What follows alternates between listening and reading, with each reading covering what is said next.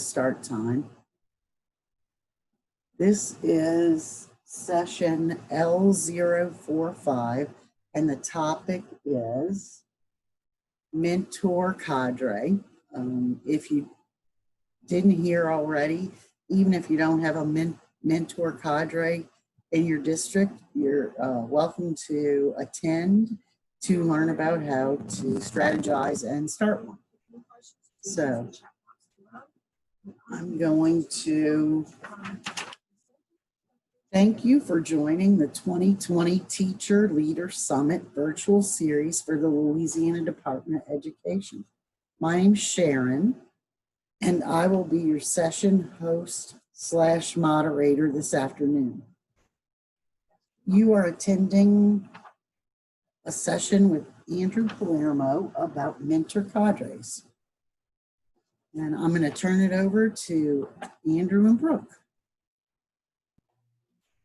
Hey everyone, is sound working all right? Perfect. Thank you. Like Sharon said, thank you so much for joining our session. We're going to be talking about building Louisiana's mentor cadre. And we're going to talk specifically around best practices for having your mentors earn certification. If you have any questions, please feel free to drop any of those questions in the chat box. We're going to do our best to field all the questions either throughout the time or at the end. And if we can't get to all questions, we're going to do our best. Sharon's going to save the chat, and we're going to do our best to follow up afterwards with any questions that we need to follow up on or just need to, didn't have time to get to. All right, great. So just to kind of talk about our objectives for today, participants will understand the projected need for mentors and identify who is eligible to serve in the role by September 1st, 2020. Participants will understand how to utilize the regional talent coaches for summer and fall 2020 to meet their needs for certified mentors. And then participants will explore school systems led strategies that can be put in place for ongoing support for future mentors as they earn distinction.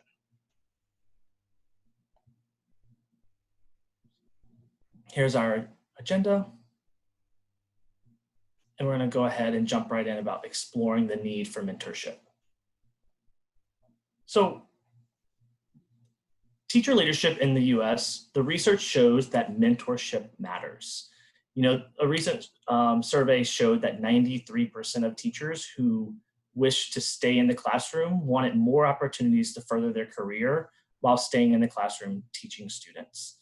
Another report from the new Teacher Center showed that teachers who had a mentor and who had received mentoring were retained by their school systems by 11%.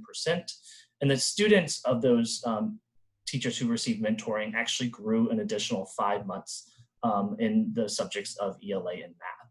So highlight here, mentorship matters. And we're going to talk through some strategies throughout our session about how you can support mentor candidates to earn certification and be able to serve in the role of mentor. So we're going to go through the next 2 or 3 slides. We're going to talk about some policy language, and then we're going to get into some strategies. So beginning in September 2020, so September 1st, 2020 to be exact, every teacher who serves in the role of a mentor of an undergraduate or post-baccalaureate candidate must hold the mentor ancillary certificate or the provisional mentor ancillary certificate. Due to some of the school closures that happened earlier this year due to COVID-19, BESI has extended the validity of the provisional certificate from 12 to 18 months. What this means is that anyone who holds the certificate this academic year is eligible for the 6-month extension. The academic year ends June 30th. So we're asking anyone in your school systems that wants to apply and take advantage of these additional 6 months, apply by June 1st to take advantage of this additional 6 months. Anyone who doesn't apply by or get the certificate issued by June 30th and applies after the period will still be eligible for the 12-month provisional. That is still in effect, but BESI wanted to make sure that anyone that wanted to but could not complete the assessments this academic year was given a little extra time to work on their assessments.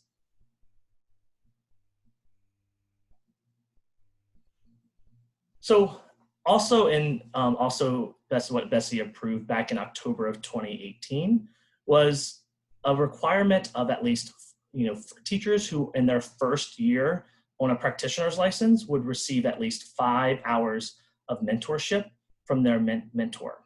Additionally, all the mentoring does not have to be completed by the mentor themselves. So the mentor can collaborate with other individuals on their school and school system to meet the 5-hour requirement.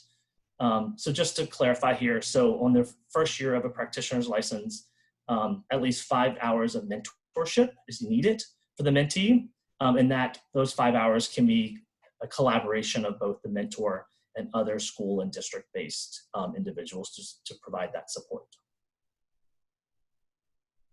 This policy does go into effect also this academic year as well. So we want to kind of talk about who is eligible for mentorship in four to five distinct buckets. And we're going to talk through each one of them. So on the far left, teachers who have completed an approved training provider and have finished the assessment series are eligible for the full ancillary mentor certificate. We also allow teachers who have finished an approved training provider but participated in our pilot program, which was years 1 and 2. They are also eligible based on some attendance requirements, eligible for the mentor ancillary certificate. The second bucket, the second column that you'll see are teachers who have completed an approved training provider but did not finish the assessment series. Those teachers are eligible at this time for the mentor provisional certificate and can serve in the role of a mentor for this coming school year. The provisional, this second column is what we were discussing just a few slides ago around the 12 versus 18-month extension there for people who get the provisional issued this academic year.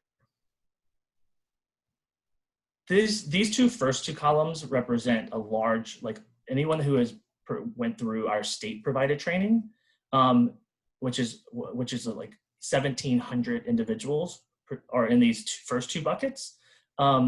And then also people who are enrolled from your school systems in approved mentor training providers moving forward. They can also get the provisional once they are enrolled. The third column talks about teachers who hold national board certification.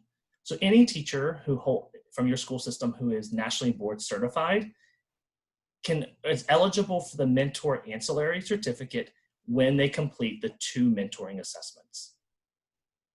So on this mentor assessment series, policy exempts any national board certified teacher from the training, so they do not have to go to the training, and they do not have to complete the content specific assessments. They only need to complete the mentoring ones. And last column is the column of teachers who have not completed an approved training or the assessment series. Teachers who have the supervision of student teaching credential can serve in the role of a mentor without any further action until September 1st, 2023.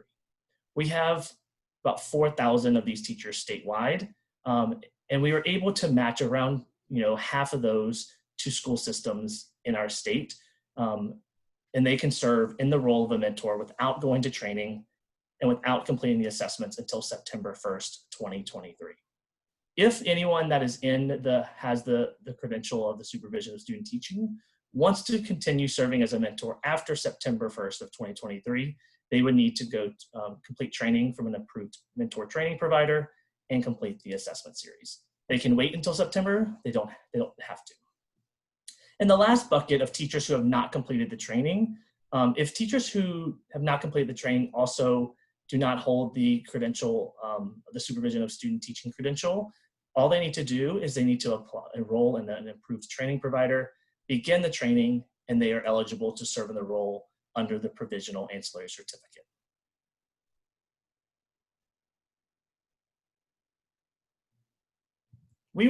At the department, we wanted to provide school systems with this information for their own districts.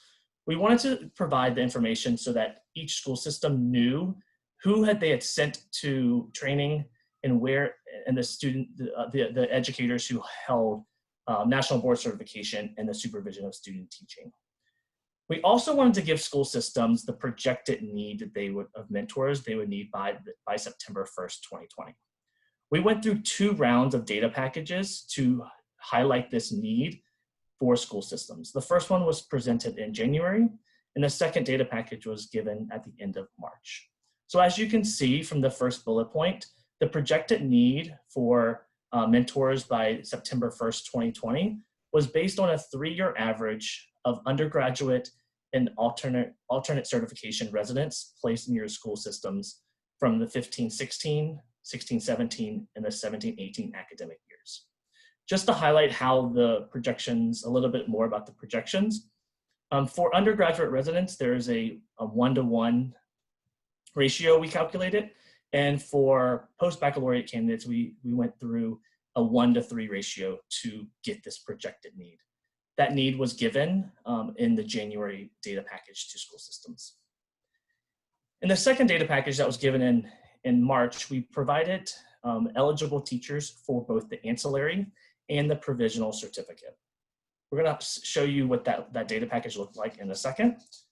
We also showed any teacher who had the supervision of student teaching endorsement who was eligible to serve in the role until September 1st, 2023. We also wanted to highlight for school systems anyone that we could match who is nationally board certified. We wanted you to know those individuals who have that from your school system in case you wanted to talk to them and convince them to go through and complete the 2 mentoring assessments. This is what the second data package looks like, the one that was in March.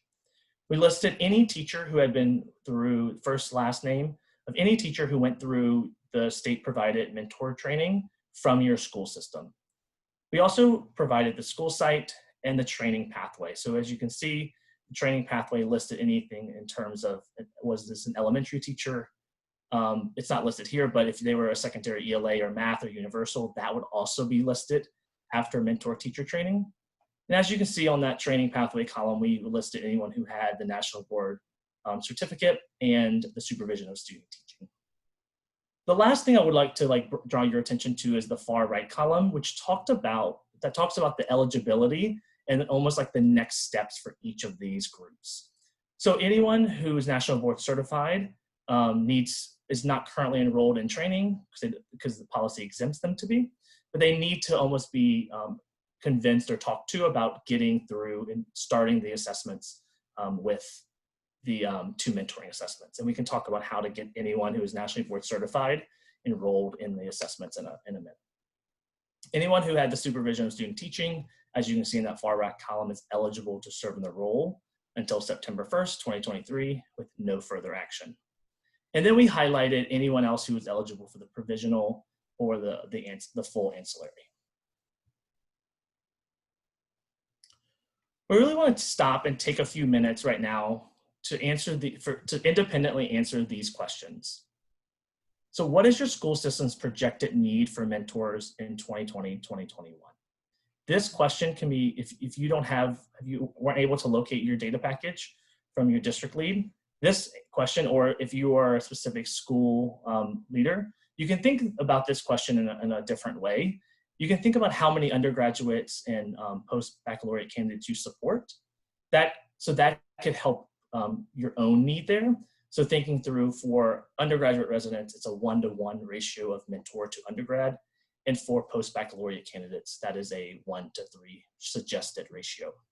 That's where the projected need came from and something that you could use when thinking through this first question. And the second big question talks about where does your school system stand in relation to the need? How many teachers are eligible for the ancillary versus the provisional? How many educators hold the supervision of student teaching certificate and are eligible to serve in the role until September 2023? Then how many teachers are nationally board certified in your school system and might be interested in serving in the mentor role? The final question talks about what are the immediate next steps for your district to move this work forward. So thinking through questions like, are the teachers serving in the schools where I have a need? And thinking of the schools in your system where there's a mentoring gap. I'm going to give the group about a couple minutes, probably about 2 or 3 minutes, to think through these questions for your own system. I'm going to ask the group when we come back together to share out their immediate next steps for this last set of questions. What are your immediate next steps to move this mentor work forward? So the first couple sets of questions are for internal reflection, and the final question is for us to share out in the chat. So I'll give us 2 minutes to 2 or 3 minutes to think through this question, and then we'll come back together.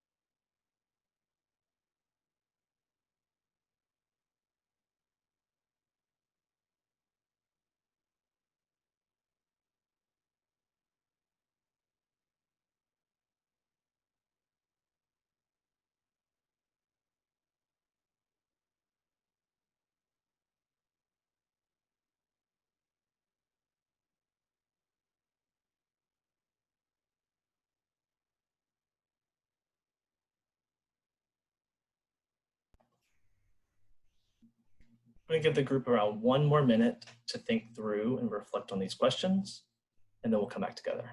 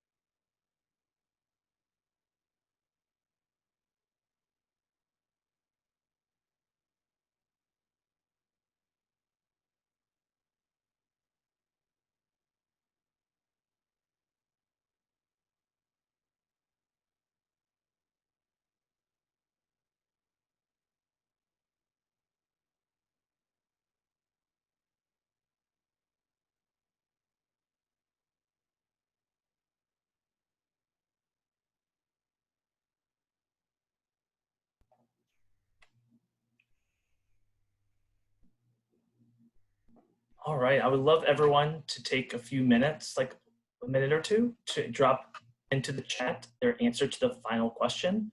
What are the immediate next steps to move this work forward? Drop that in the chat. When you are finished, it would be great if you could read the comments of others. Go ahead and drop those in now. Thank you.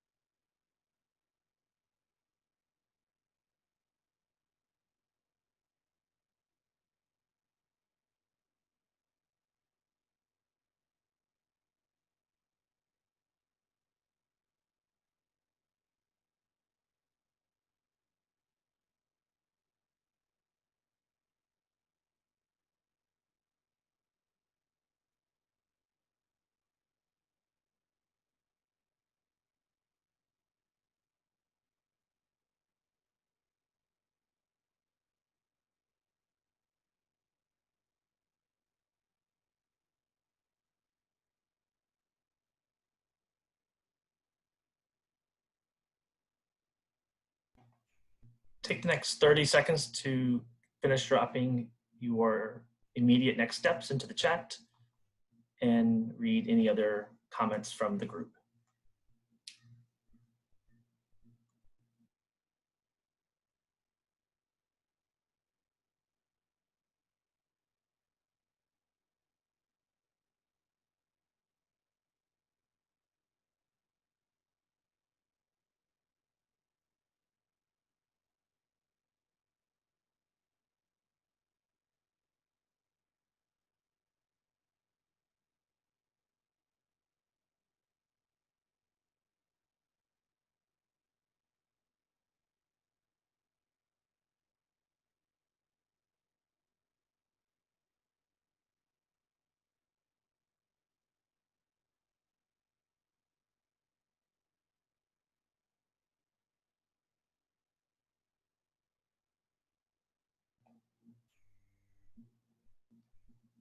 Keep the next steps coming into the chat. Like we said at the beginning of the presentation, we're going to be saving the chat at the end and able to read some more of the ideas and follow up on some of the questions that we may have missed or didn't have time to cover. But as I was reading some of the chat, I just wanted to kind of like elevate some comments that were made that I just wanted to for the group to see. I saw that Cassie from Cadre talked about making sure that her highest need schools had a mentor. I saw that Shannon was talking about how to get some of her teachers into some of the regional talent coach support groups. We're going to be talking, good segue in a couple of slides. Thanks, Shannon. We're going to be talking about that. I saw that Wendy was talking about building in time for collaborative planning amongst her mentors and teachers, which is great. And then I saw someone else talk about how they're kind of new to this whole idea and wanted to learn more. So that's why they joined this session. So all of those things and many more are great for you to join the session and things that are immediate next steps for you, your teachers, and to move this work forward.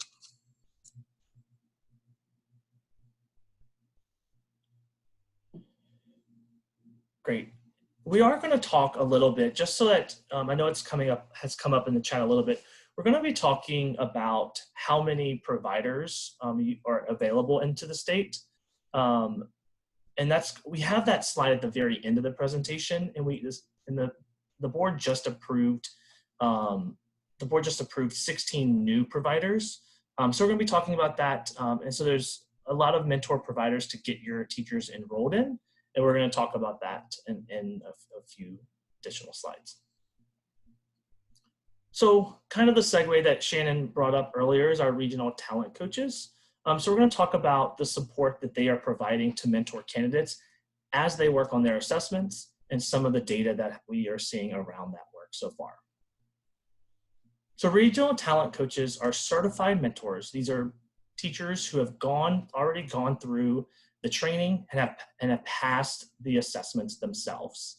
They are certified mentors, and they provide direct support and guidance to candidates completing the certification process, ensuring all candidates complete the assessment series. We hired 18 regional talent coaches from across the state, every corner of the state, in different certification areas. 15 of the 18 regional talent coaches are classroom teachers. These are teachers who are in the classroom every day with students, who are giving their extra planning nights and weekend time to follow up and provide support to other mentor candidates from their district and from the surrounding area. So it's not just within their district. So 18 teachers who are part-time employees of ours, they're still teaching, and like I said, 15 of those 18 of them are still in the classroom. Some tasks that the regional talent coaches provide are one-on-one feedback and coaching. Each candidate is allowed to have up to about 30 candidates in their group. Could be in their school system, it could be from the surrounding area. Our original intent was to have the coaches have the ability to meet in person or online. With school closures and everything that's been happening this year, it's forced all of our groups to go online, but a lot of the work is still happening and moving forward, and we're going to talk about that in a couple of slides. Here's some data that I wanted just to highlight for the group. So candidates who are supported through the assessment process become certified at a higher rate. So as you can see here with the data, mentor candidates who participate in the regional talent coach support groups have earned the number of assessments, increased that number by 115%. So from the time the regional talent coach initiative started until now, 115% more assessments were earned by that group. And comparatively, during that same time period, mentor candidates who are not supported by a regional talent coach were still increasing their number of assessments earned, but as you can see, was at a much lower rate, at around 46%. What we're seeing is support is leading to higher rates of earning of the assessments and certification. Highlight here is that support is matters and mentorship matters, as we know. So we talked about this in a little bit earlier, but I wanted to just highlight it again because it's changed since we started and we kind of like birthed this initiative of the regional talent coaches. But the support groups led by the regional talent coaches are leading to an increased earned assessments. And those support structures include weekly office hours to discuss common assessments and plan next steps. When we started this initiative, like I said, we thought that it could be online, we thought it could be in person. And we actually thought the time together would be monthly, and that the coaches would meet monthly. Something that has changed since the beginning is that we're seeing that weekly office hours where teachers can come on, ask questions, and get feedback, and not have to stay the whole time, is leading to them a higher participation rate, and teachers coming on feeling like they can get support and get their questions answered and have a concrete next step to move forward on their assessments. Candidates are also sharing their drafts with their coach for feedback. So drafts that do not meet the guidelines to pass are given feedback, and they're asked to resubmit. Drafts that meet all the requirements are asked to then submit on the Bloomboard website. So all of our 18 regional talent coaches have access to the reports on the Bloomboard website. They are checking those, and they are following up with individual candidates who are not passing the assessments, and they are giving targeted feedback and planning next steps individually with candidates, because they can see their data, they can see how they're progressing through the assessments, and they're giving targeted feedback so that when they do resubmit, they pass that next time. I just talked a little bit about, resubmissions. So I just want to kind of highlight that for the group to make sure that everyone is clear what the assessments are and what they're not. So the assessments are portfolio-based and designed to provide feedback as part of the learning process. So what's being captured in the assessments are a lot of times what great teachers do every day. A lot of teachers that have gone through training do the great work of a mentor every single day. The assessments just ask them to capture that in a way that they may not be used to as much. So it's kind of like retraining of like capturing the evidence and the artifacts in a way that articulates that they are actually are serving in the role effectively. Also, the evaluation process reviews the evidence submitted and not the teaching ability of the candidate. So we want to just highlight that when feedback is presented, it reviews the evidence, not the teacher themselves, and we just want to kind of highlight that.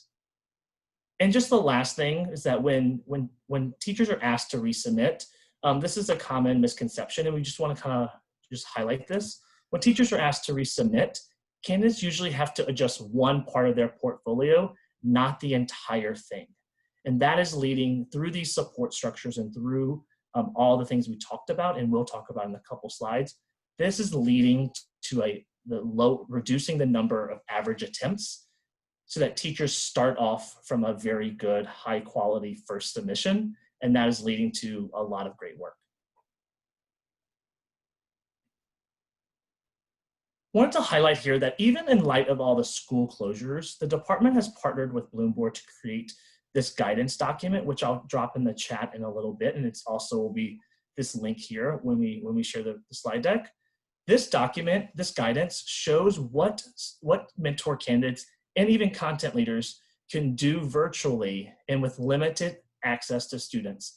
A lot of the work has and still can be continued during this time and has been. So examples that we kind of talked to our regional talent coaches and they had worked with their teachers on is utilizing student work samples from a previous lesson. You know, if you were like me, I had this like this stack of like old materials that I lugged around in a little basket to and from my classroom. That is student work samples that you could, a mentor or a content leader could use as part of their portfolio. Whereas yes, as before, you may want to submit a new artifact, but this is student work that could be used at this time. Another example includes recording student discussion using Zoom or Google Hangout. We also know that recording students, having them on the video can be problematic sometimes, or like just not advised. So the Bloomboard website is also allowing the recording to happen on Zoom, but allowing students to call in when that is more appropriate, calling in and just having the number visible and having them participate in the lesson that way. There's also student work can be submitted on Google Classroom or other platforms like that. And then if you're having coaching conversations with your mentee, you can use a Zoom, Google Hangouts to record that conversation as part of your coaching cycle with your mentee to help with those mentoring assessments. Just to highlight and put a pin in it again, throughout the time of school closures, our regional talent coaches have been pushing ahead with candidates who have been wanting to work on the assessments. And what we have seen is that we had over 250 new assessments earned by candidates in the regional talent coach groups. The regional talent coach groups make up around 330 teachers. So about 250 plus assessments earned by around 330 teachers.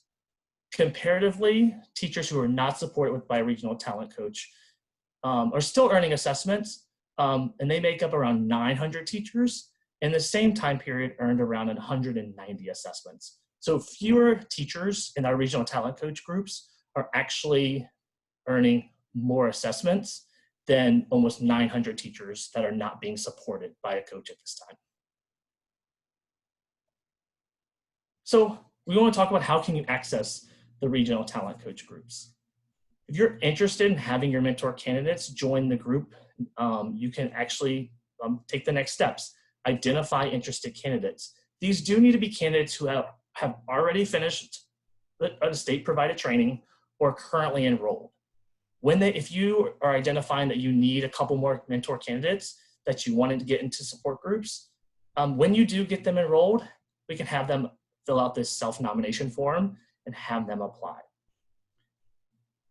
We are saying step number 2 is like have the candidates fill out that form themselves instead of you filling it out for them, because it's leading to more of the teachers who do the self-nomination engaging in the work with our coaches. They are participating at a higher level and they're earning at a higher rate.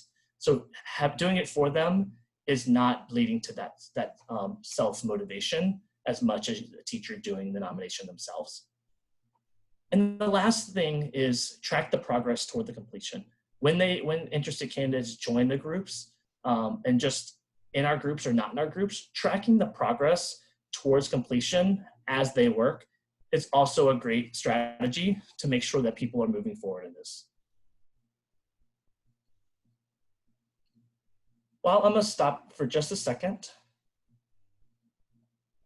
Oh, I can't access it right now, but I will drop it in the chat. No, yeah, I can do it right now. Here we go.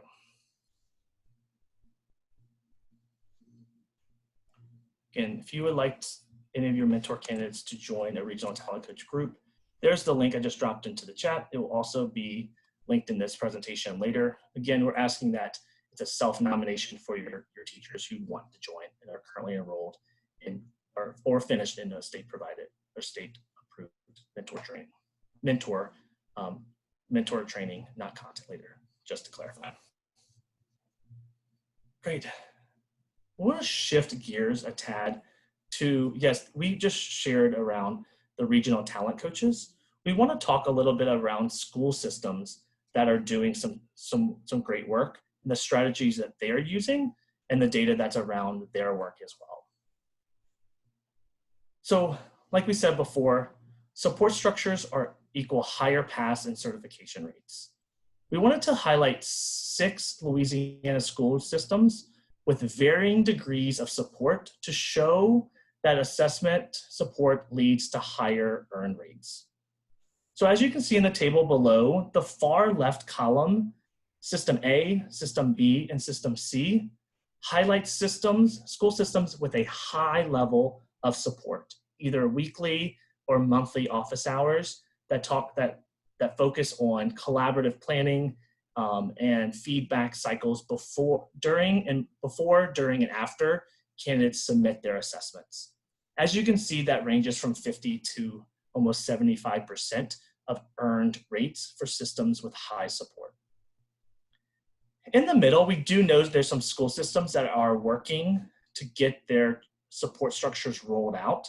And I wanted to highlight the System D, with 33% of their teachers right now that are going through the mentor certification process, they are earning at about a 33% rate.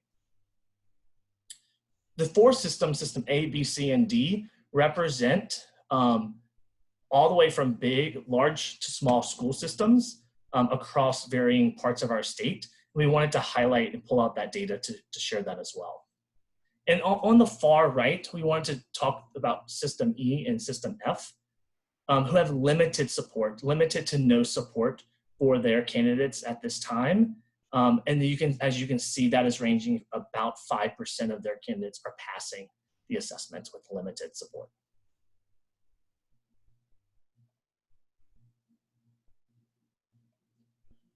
We wanted to talk about what some of these strategies that the school systems are implementing that are working. Like we said, weekly or monthly office hours to provide feedback. Collaboration between candidates working on similar assessment components. Again, there is an agreement that we're not sharing. We don't want our candidates to be sharing artifacts and be plagiarizing, but feedback cycles where they ask questions about similar components is appropriate. We want these school systems that are leading to higher pass rates track and celebrate training and assessment progress. They are tracking it, their candidates know that they are tracking it, and they're celebrating progress along the way. We're seeing that school systems that loop in school leaders into this process from the beginning are also keeping everyone from the teacher to the district and school system leaders to the school principals and assistant principals all in the loop and into the process so that everyone is clued in to what's happening. And then the last thing is that once they do complete the training and assessments, that their school systems are ensuring that eligible candidates complete certification. So just getting through training and passing the assessments does not you still have to complete the application and the certification application, but they're tracking it from the beginning to the end to make sure that everyone is getting through the process. We know that this is not an exhaustive list of everything that school systems are doing.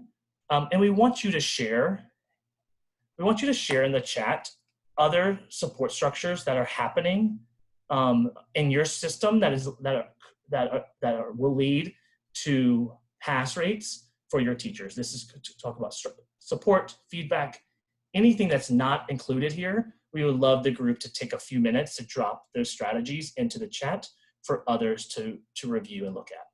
We'll take about 2 or 3 minutes to drop those ideas into the chat and to read others' thoughts. Go ahead, take a few minutes to do that.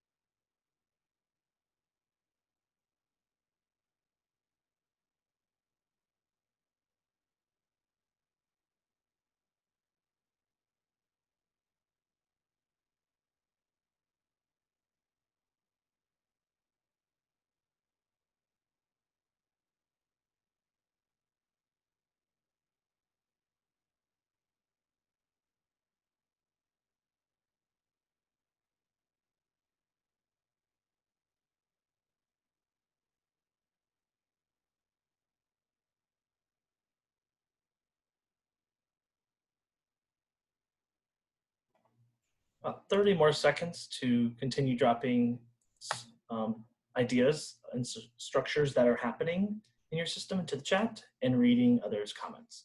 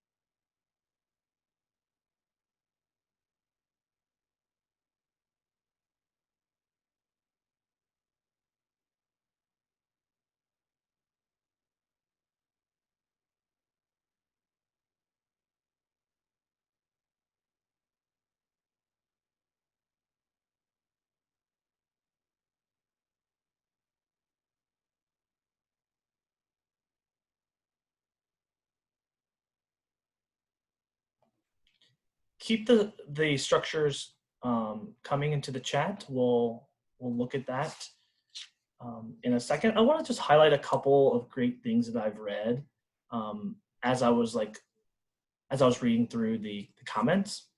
I saw a couple of times that without support structures, some of you have said you're fearful of losing great teachers. Absolutely, right? We want to make sure that they feel supported and that teachers without mentorship, as we saw in one of the first slides, mentorship leads to retention or a higher retention rate. I saw someone else talking about tracking their progress monthly, which is great, and looping in their leadership teams when they do so.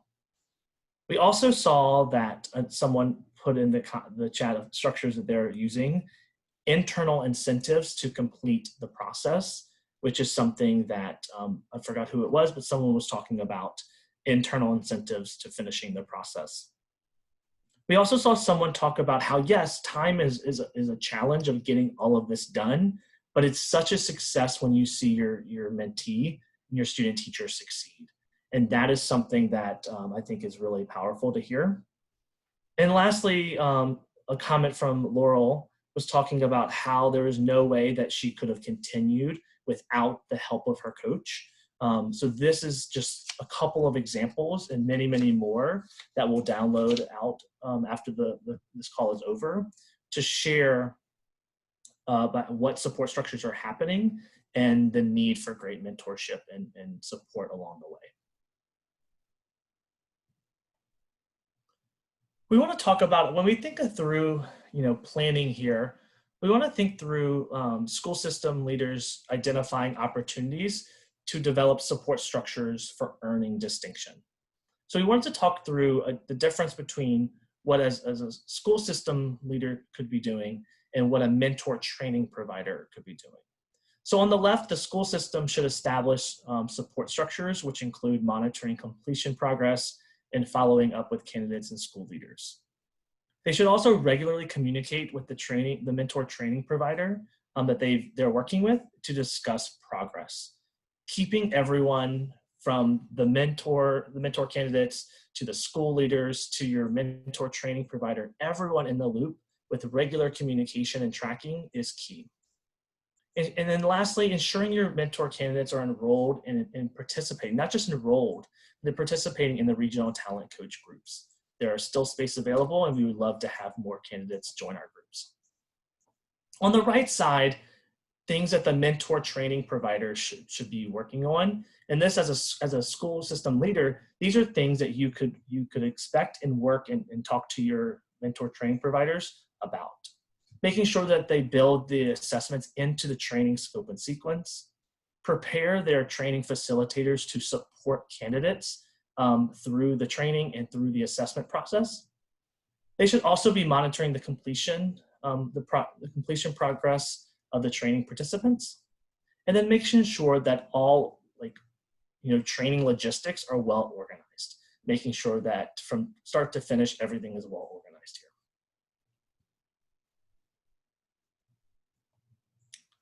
Here's that slide that we talked about. So when you're thinking about who do I want, my teachers to go to and be trained through. And here's the list. On the left, you see the list of the newly approved mentor providers. These providers went to Bessie for approval and were approved at the May meeting last week.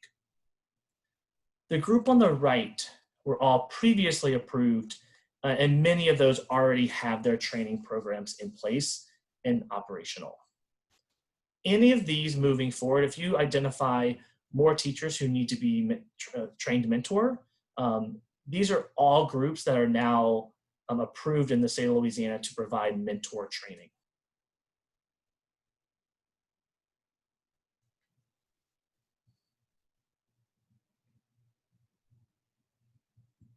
And just to highlight before I slow down so that you can take a look at the entire list, we're going to put these on the approved provider list for the website in the next couple of days, so that document will be updated. We also wanted just to highlight, going back to one of the previous slides around provisional certification.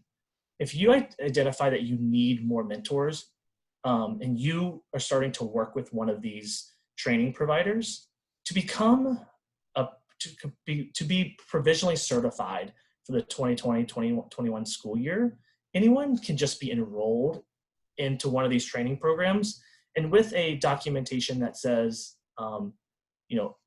Andrew Palermo is enrolled in blank training, with either a document, a letter, an email saying that they are enrolled, that is enough to start the certification process and get the provisional certification for next school year.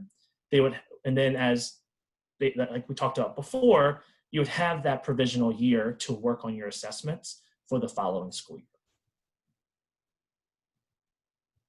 And then lastly, we wanted to take a few minutes and give you a few minutes here to start thinking about identifying the next steps and who at your school system and schools would own each part, and by which completion date you wanted things to happen. So thinking about like establishing those support structures, including monitoring the completion progress and following up with all parties.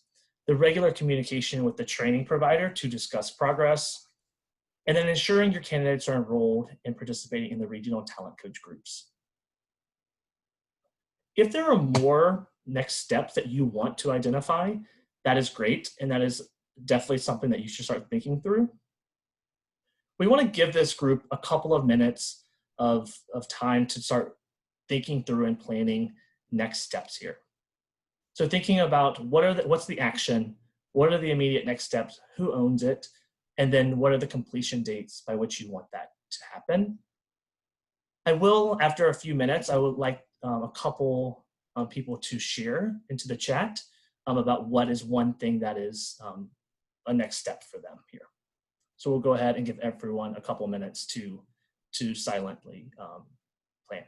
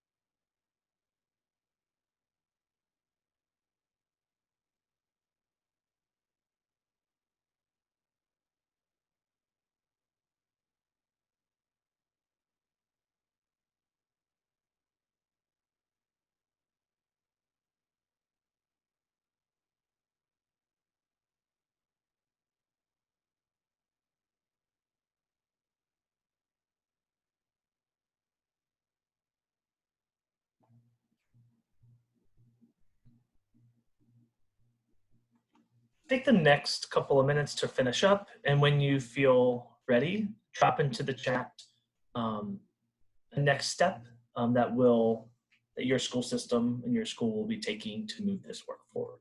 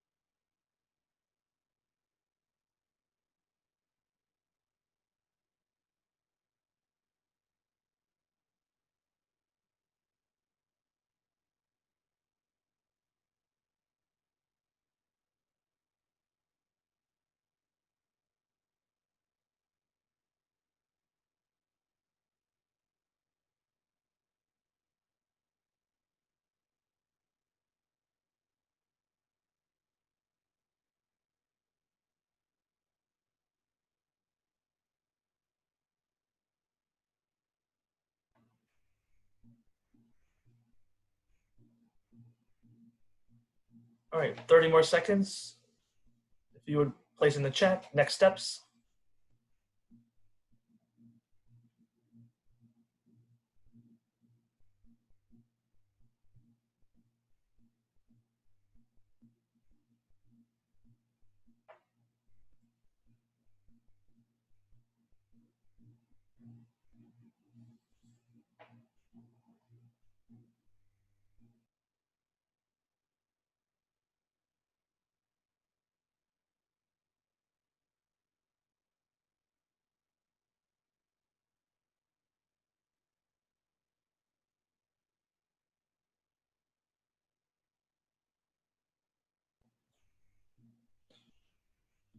Keep those next steps coming into the chat. Like we said, we will download those and look at those in a little bit.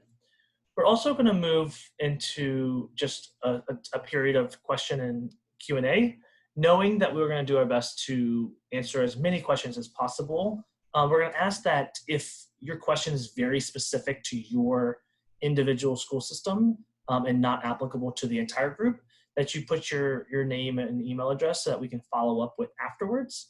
We're going to try to keep questions to questions that are applicable to everyone, to make sure that this is a good use of everyone's time.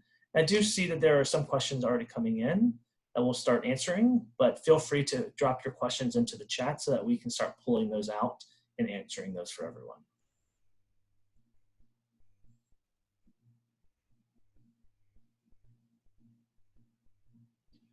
So Kristen's question around, is there a fee for completing the training through an approved provider?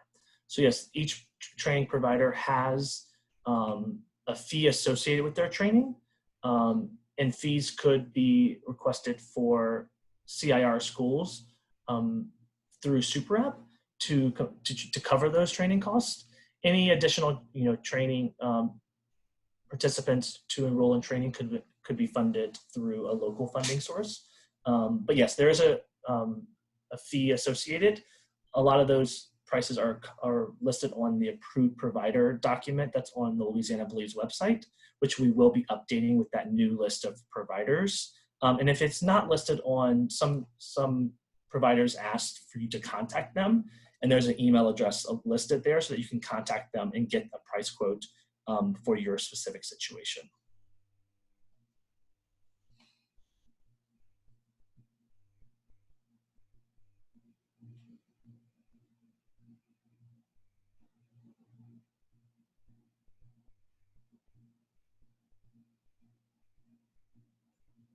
So talking about the number of mentors needed per school per number of staff. So the need is based on the undergraduate residents and post-baccalaureate residents. So if you have thinking through how many undergraduate residents your school or school system hosts, that needs to be a one-to-one mentor to undergraduate ratio, because those undergraduates are teaching in the classroom with those mentors. So that's why it's a policy stipulates that it must be a one-to-one ratio there. For post-baccalaureate candidates, we are suggesting that it's a 1-to-3 ratios to give the mentor enough time to provide the level of support needed to make that, that teacher in their first year on the PL effective. Policy doesn't stipulate that it must be a 1-to-3 ratio, but we think that that suggestion is appropriate for the amount of time and mentoring that is needed.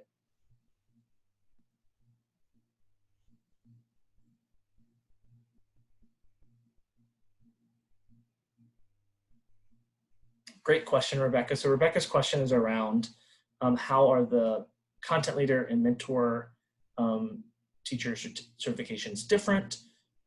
Can you, if you are content leader certified, can you become a mentor? So there are completely different trainings. There's some overlap in terms of assessments completed, because we want it to build both into the leadership continuum. So we wanted there to be a little bit of overlap on purpose, but the trainings are different. So if you have a content leader who is trained as a content leader and has passed the assessments or not passed the assessments, if they want to become a mentor, they need to go through an approved mentor training. That is a requirement. They must go through an approved training and start working on the assessments.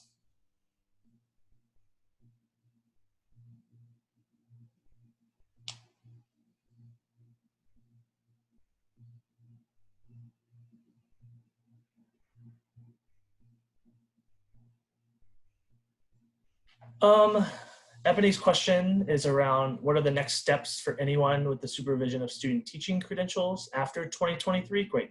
Great question. Until September of 2023, anyone who has a supervision of student teaching has to take no further action to serve in the role of a mentor until September 2023. At that point, they need to enroll in an approved training provider and start working to pass the assessments.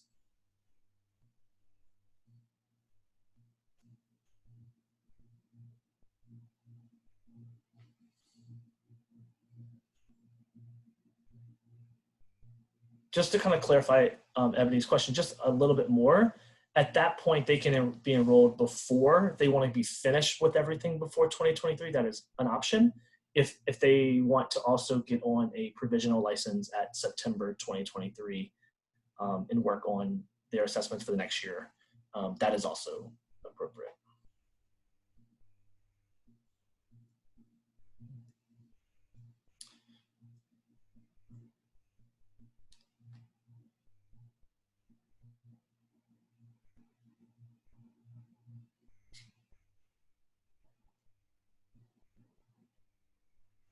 Yeah, Cassie, great question. I see some of the other questions around content leaders specifically and ed leader, and I think we'll follow up on those separately after the call just to make sure they're very specific to your question. Cassie's question around can a person get the universal mentor training certification and mentor an elementary teacher? So you have to have, so for your undergraduates, for undergraduates, you must have a content match. So your teaching certificate for a mentor must match the teaching certificate of your undergraduate residents. That must match. For post-baccalaureate candidates, because you could be working with teachers in different classrooms in different content areas, your teaching certificate does not have to match. So Cassie, does that answer your question? So if it's an undergraduate, it must match the content, the teaching certificate, not the mentor training certificate. The teaching certificate must match, not the mentor certificate.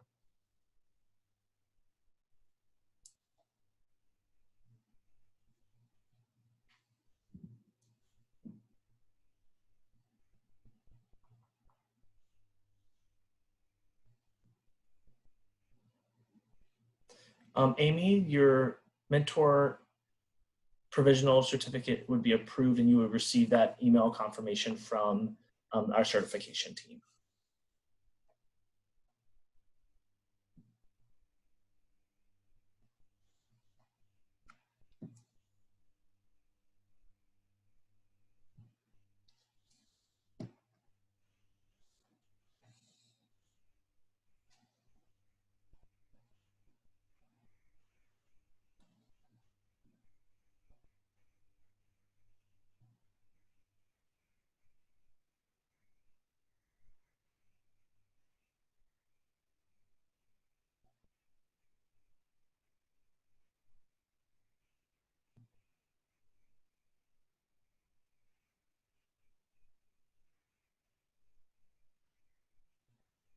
Johnny, I think your question is around National Board being exempt from the training and the content assessments and only needing to take the mentoring assessments.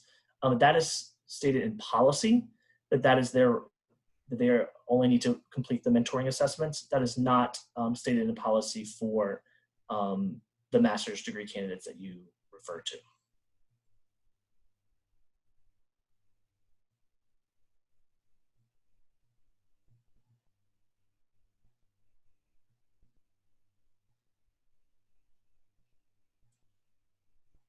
Any of your teachers, so kind of talking about Ms. Williams' question, but just for any teacher that you may be working with, to be eligible for the full mentor ancillary, you must complete the training and the assessment series.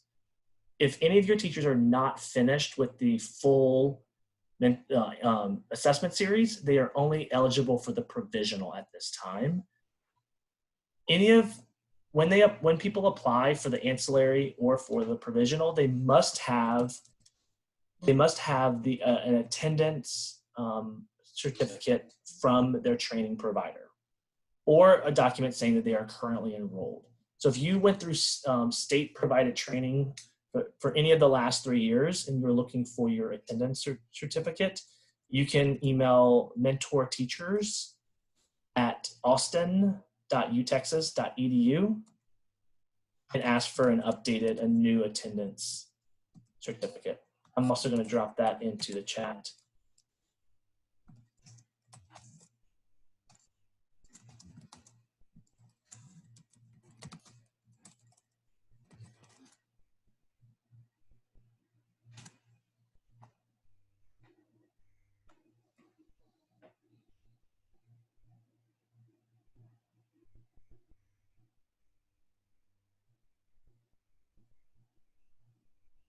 So a question around, does Bloomboard provide data and common misconceptions or common pitfalls on the micro-credentials? So great question. They don't provide those directly to candidates going through the assessments, but these are conversations that we're having with our regional talent coaches regularly so that when they are supporting candidates through the work, they can actually have the knowledge to make sure that candidates don't fall into that same pitfall again. So when it comes to coaching and support, yes, but not directly to candidates working on that.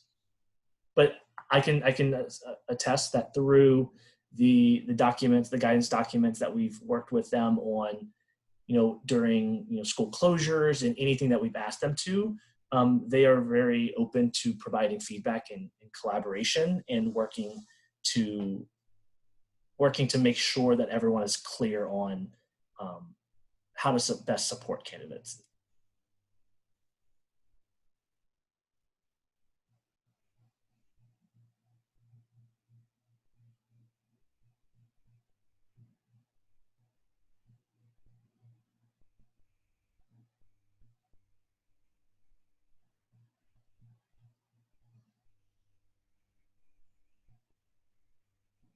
So, Ebony, you asked about the regional talent coaches. We are collecting those nominations, those self-nominations centrally. So if you would like to, if any of your teachers or if you are an educator that is looking to mentor yourself, we are asking that you fill out the self-nomination form. Regional talent coaches will not be able to enroll you directly into their group, that nomination form will come to me. And based on just numbers of people in this group versus that group, versus based on a couple other factors, I am then placing self-nominations into groups almost every day, every other day. So fill out that survey. I can drop the survey into the chat again. It will also be provided in the link. But wanted you to know that there's the chat, there's the Google form for you to have your teachers nominate or self-nominate themselves in, and I will assign them to.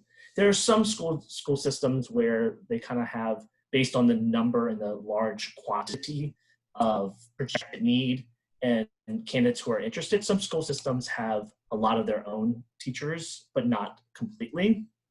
And based on nominations that we get in, we'll start adding more people to groups as well.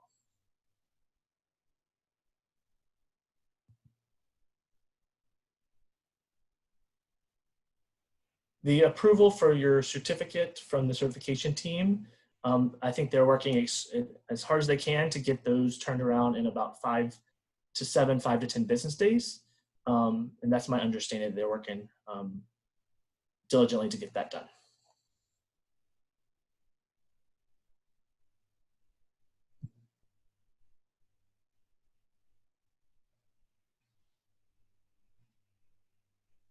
For anyone who, question from Courtney around teachers who participate in the pilot, the deadline is to, if you are serving in the role for next school year, making sure that you have that, that ancillary certificate issued by September. So our general guidance there is making sure that you apply for the ancillary by August.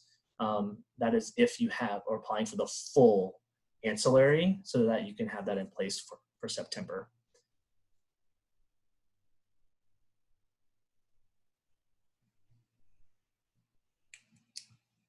Sarah asked how long does it take to complete the training and assessments?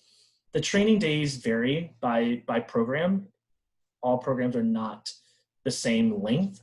The assessments are taking different amounts of time depending on if candidates are starting those assessments while they're in training, they're completely waiting to after. So we're saying anywhere from 6 months to about 12 months to finish the assessments, making sure that the artifacts are collected and that the portfolio work is being captured based on like the high quality work that's happening in the classroom.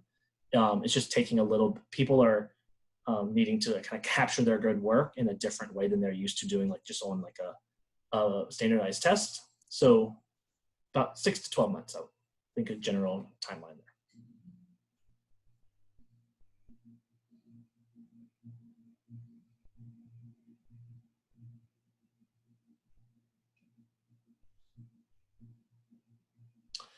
Gina's question around the self-nomination if they have not completed the training and the assessments.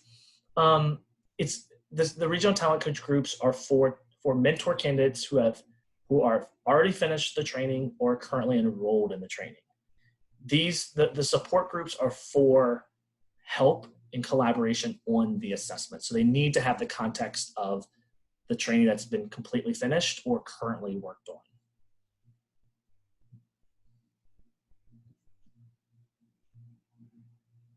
We had another comment in the chat about taking about 3 months to complete the assessment, which is from one of our regional talent coaches. Thank you.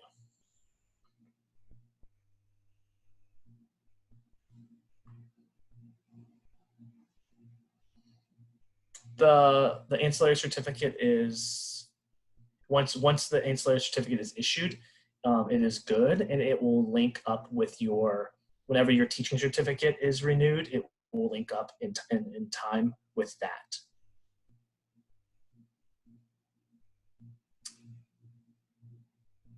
The fee for the training programs vary by program, and that will be found on our approved provider list. And if it's not listed, then you can contact the individuals directly. You can also, there's no fee to apply for the certification team though.